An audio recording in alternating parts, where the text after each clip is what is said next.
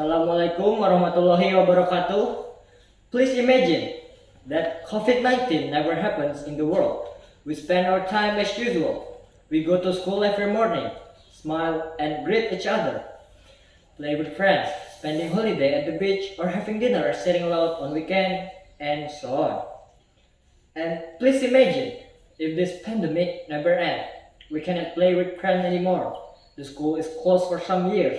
We only play with family and our handphone. Social distancing is controlled everywhere. Going anywhere seems very difficult even just for having meal outdoor. Should we live in this anxious situation? Dear my honorable judges, dear my teachers, and also my lovely friends, let me introduce myself. I'm Mahdi Kurniawan. I'm a student of SMPN Negeri 1 PULAU TIMUR.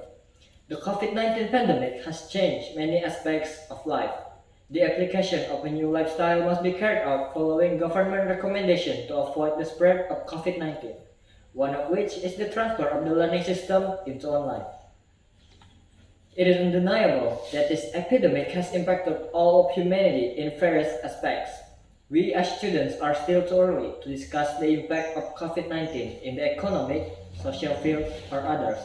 We don't know the changing pandemic situation in every day. We don't understand where and how much our parents get money every day or every month. All what we know is that they have prepared all media we use for study. At least most parents have prepared what their sons and daughters need. Otherwise, most students have serious problems mostly in online learning. First, online learning makes us having live interaction with our teacher. Lack of connection and limited data internet force teacher to choose chat or Google Form as media of teaching. It makes us harder to understand some difficult material and have some difficulties to ask and limited data access. Second, teachers usually give us explanation, demonstration, example, advice, and exemplary. When there is no teacher in front of us, we need guidance. We can only ask to our parents, but mostly our parents have their own work. Furthermore, our parents do not understand all our lessons, so we cannot get the lesson as well. The worst thing can happen anytime if we ask them something they don't understand or they are too busy. They will get mad for some cases. Third, we have instant way to finish our task. Google offers us many helps such as translating, counting, and even answering our task. By using Google, our task is instantly finished. It seems helpful, but honestly, it kills our brain rapidly. Fourth, when we learn at home, we tend to find the most comfort to learn. This is the case. While we are learning, we lay on the bed, learning and having meal together. Sometimes we are asleep when having online learning. It creates our laziness, lack of exercise, and our body is getting overweight or even fat. Fifth, the real and definite condition we experience is extreme laziness, result of cell phones addicted.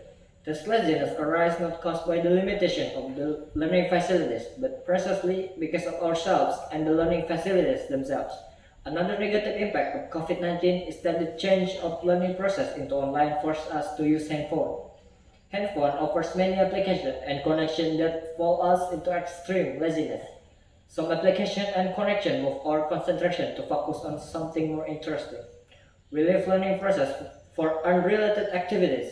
Social media and online games are two things can be accessed with cell phones that distract from learning focus. Firstly, social media offers interesting things, whether they are read, viewed, or interacted with in it.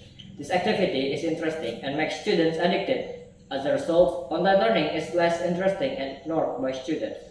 Secondly, the diversion of the learning process to online makes students' free time increases. To fill the spare time, most students choose to play online games. If you are addicted, students will be very lazy to study and do assignment, because what is in their brain only wants to play online games. Dear my lovely friends, from this condition we must realize that the world of education is experiencing a chronic setback due to COVID-19. This setback is caused mostly by us.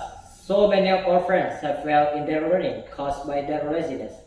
Therefore, we must not give up to COVID-19. We need to strengthen our spirit and struggle. Everyone has a dream, and it cannot come true without spirit and struggle. We as students must be smart and wise in managing our time, because our main task as students is to learn. Learning is not merely about score and rank. It is going to determine our future. Our future is what we are doing now. The youth do not come twice, so make it work. And I request you to believe that this pandemic will end. We are ending it, starting from us. We start by learning as good as we can do. This is all my short speech. I say thanks for your attention and please excuse me for mistakes. Assalamualaikum warahmatullahi wabarakatuh.